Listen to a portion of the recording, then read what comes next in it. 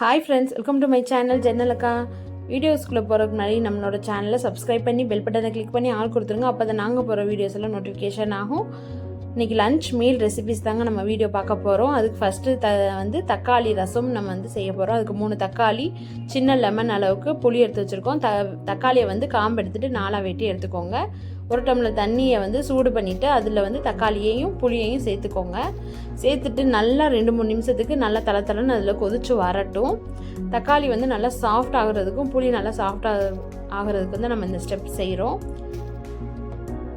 இந்த மாதிரி நல்லா இதில் பார்த்திங்கன்னா நல்லா அந்த தோல் மேலே பிஞ்சு வரும். அந்த ஸ்டேஜுக்கு வரைக்கும் நல்லா கொதிக்க வச்சுட்டு அடுப்பு ஆஃப் பண்ணி ஆற விட்டுருங்க. 3 வரமிளகா, 6-7 பல் பூண்டு, 1/2 ஸ்பூன் மல்லி, முழு மல்லி எடுத்து வச்சுருக்கோம். 1 ஸ்பூன் சீரகம், 1 ஸ்பூன் மிளகு.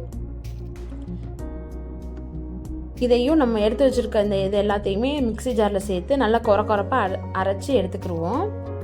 இன்னும் உங்களுக்கு காரம் வேணும் அப்படின்னு நினச்சிங்கன்னா வரமிளகா இன்னும் 2 எக்ஸ்ட்ரா கூட நீங்கள் சேர்த்துக்கோங்க.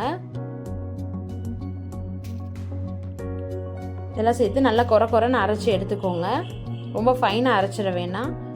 இப்போ பார்த்தீங்கன்னா ஓரளவுக்கு நல்லா கை பொறுக்கிற அளவுக்கு சூடு இருக்குது. இப்போ நல்லா அதை கையை வச்சு நல்லா பெனஞ்சு எடுத்துக்கோங்க. பெனஞ்சு சாஃப்ட் நல்லா ஜூஸியாக இருக்க மாதிரி நல்லா பெனஞ்சு எடுத்துட்டு ஒரு வடிகட்டியில் வடிகட்டிக்கோங்க. வடிகட்டிட்டு இதுக்கு தேவையான அளவு தண்ணியும் சேர்த்து நீங்கள் எந்த அளவுக்கு ரசம் வைக்கிறீங்களோ அந்த அளவுக்கு ரசத்துக்கு தேவையான அளவுக்கு தண்ணி சேர்த்து அதையும் சேர்த்து நல்லா கரைச்சி எடுத்து வச்சுக்கோங்க ஒரு பவுலில். இப்போ இதுக்கு தாளிப்பு செய்ய போகிறோம். தாளிப்பு கரண்டி வச்சுட்டு 1 ஸ்பூன் நல்லெண்ணெய் சேர்த்துக்கோங்க. எண்ணெய் காஞ்சதும் கடுகு உளுந்தம் பருப்பு போட்டு வெடித்ததும் கடுகு உளுந்தம் பருப்பு வெடித்து வந்ததுக்கப்புறம் கருவேப்பிலை சேர்த்துக்கோங்க. கருவேப்பிலையும் நல்லா பொரிஞ்சதுக்கப்புறம் நம்ம அரைச்சி வச்சுருக்க பவுடர் இருக்கு இல்லையா, பொடி, அதையும் இது கூட சேர்த்துக்கோங்க. சேர்த்துட்டு எண்ணெயில் ஒரு 2-3 நிமிஷத்துக்கு மட்டும் வறுத்துக்கோங்க. ரொம்ப வறுக்கணும் இல்லை, லைட்டாக அப்படியே ரோஸ்ட் பண்ணிவிட்டு அடுப்பை ஆஃப் பண்ணிவிட்டு நம்ம ஏற்கனவே கரைச்சி வச்சுருக்கோம் இல்லையா தக்காளி புளி, அது கூட உப்பு சேர்த்துட்டு நம்ம வதக்கி வச்சுருக்க இந்த இதையும் சேர்த்துக்கோங்க. மசாலாவையும் சேர்த்துட்டு நல்லா மிக்ஸ் பண்ணி விட்டு உப்பு எதுவும் தேவைன்னா அந்த ஸ்டேஜில் செக் பண்ணிவிட்டு நீங்கள் சேர்த்துக்கலாம். சேர்த்துட்டு அடுப்பில் வச்சுருங்க. அப்படியே நம்ம எந்த பவுலில் ரெடி பண்ணுறோமோ அந்த பவுலை தூக்கி அப்படியே அடுப்பில் வச்சுக்கோங்க. இப்போ அப்படியே வச்சுட்டு பார்த்திங்கன்னா நல்லா நுரக்கூடி ஒரு கொதி வரணும். ஒரு கொதி வர அளவுக்கு மட்டும் நீங்கள் இதை வச்சுக்கோங்க.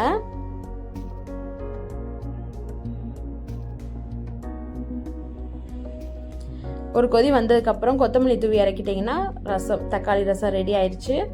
நெக்ஸ்ட்டு பார்த்திங்கன்னா பாவக்காய் நம்ம பஜ்ஜி மாதிரி ரெடி பண்ண போகிறோம். அதுக்கு பாவக்காய் பார்த்திங்கன்னா ரவுண்டாக கட் பண்ணி அதில் இருக்க விதையை எல்லாத்தையும் எடுத்துட போகிறோம். பாவக்காயில் பஜ்ஜி மாதிரி நம்ம செஞ்சோன்னா கசக்குமேன்னு நினைக்காதீங்க.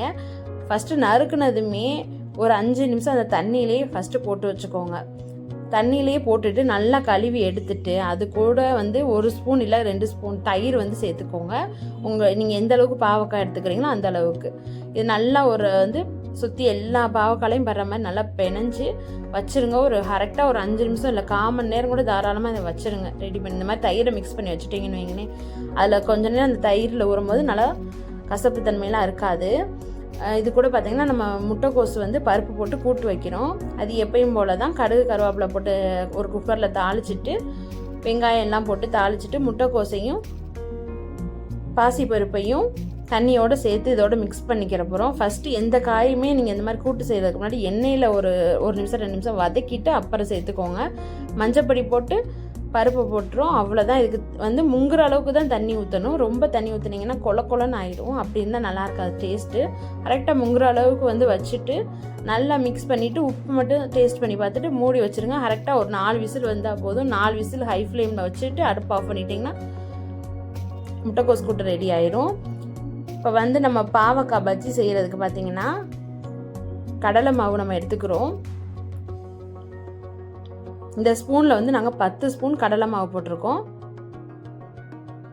அரிசி மாவு நல்லா கிறிஸ்பினஸ் கொடுக்கறதுக்காக அரிசி மாவு எடுத்துக்கிறோம். ஒரு 5 ஸ்பூன் 5 ஸ்பூன் அரிசி மாவு சேர்த்துருக்கோம். அது கூட பார்த்திங்கன்னா 1/2 டீஸ்பூன் சீரகம் சேர்த்துருக்கோம். மிளகாய்த்தூள் 2 டீஸ்பூன் மிளகாய்த்தூள் சேர்த்துருக்கோம். நீங்கள் வீட்டில் இருக்க மிளகாத்தூளே சேர்த்துக்கோங்க. அப்போ தான் அதுக்கு காரமும் கிடச்சி நல்லாயிருக்கும். இதுக்கு தேவையான அளவுக்கு உப்பு சேர்த்துட்டு நல்லா மிக்ஸ் பண்ணி விட்டுட்டு, இப்போ பார்த்தீங்கன்னா சின்ன பிள்ளைய கூட இந்த பாவக்காய் விரும்பி சாப்பிடணும் அப்படின்னா பெரியவங்க கூட நம்ம வீட்டில் சரியாக சாப்பிட மாட்டாங்க, பார்த்துருப்போம். அதை வந்து நீங்கள் இந்த மாதிரி செஞ்சு கொடுத்தீங்கன்னா எல்லோரும் நல்லாவே சாப்பிடுவாங்க. இதில் பார்த்தீங்கன்னா 2 ஸ்பூன் வந்து டொமேட்டோ சாஸும்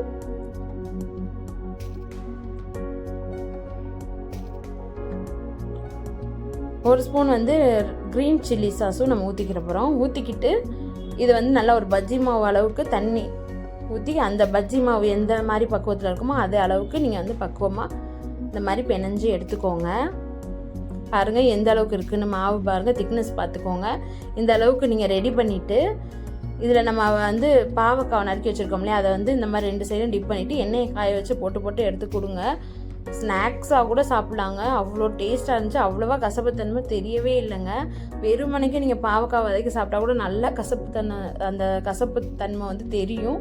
இந்த மாதிரி நம்ம செஞ்சு கொடுத்தோம்னா எல்லாருமே விரும்பி சாப்பிடுவாங்க. எங்கள் வீட்டில் சின்ன பிள்ளைய கூட சாப்பிட்டுச்சுங்க. கண்டிப்பாக நீங்கள் இதை வந்து உங்கள் வீட்டில் ட்ரை பண்ணி பாருங்கள். இந்த மாதிரி நல்லா சாஸ் எல்லாமே ஊற்றிருக்கனால அது வந்து டிஃப்ரெண்ட் ஃப்ளேவரில் நல்லா டேஸ்டியாகவே இருந்துச்சு. கண்டிப்பாக ட்ரை பண்ணி பாருங்கள். ட்ரை பண்ணி பார்த்து எப்படி வந்துச்சுன்னு எங்களோட கமெண்ட்டில் ஷேர் பண்ணிக்கோங்க. ஒரு சின்ன டிப் என்னன்னு பார்த்தீங்கன்னா, இதை வந்து நல்லா லோ ஃப்ளேமில் போட்டே நீங்கள் வந்து அதை வந்து பொரிச்சு எடுத்துக்கிறணும். ஏன்னா அப்போ தான் வந்து உள்ளே பாவக்காய் வெந்து வரும். முடிஞ்ச அளவுக்கு லேசாக வெட்டி எடுத்துக்கோங்க. இந்த ரெசிபிஸ் எல்லாத்தையும் உங்கள் வீட்டில் ட்ரை பண்ணி பார்த்து எப்படி வந்துச்சுன்னு எங்களோட கமெண்ட்டில் ஷேர் பண்ணிக்கோங்க. வீடியோ பிடிச்சிருந்தா லைக் பண்ணிக்கோங்க. தேங்க்யூ ஃபார் வாட்சிங்.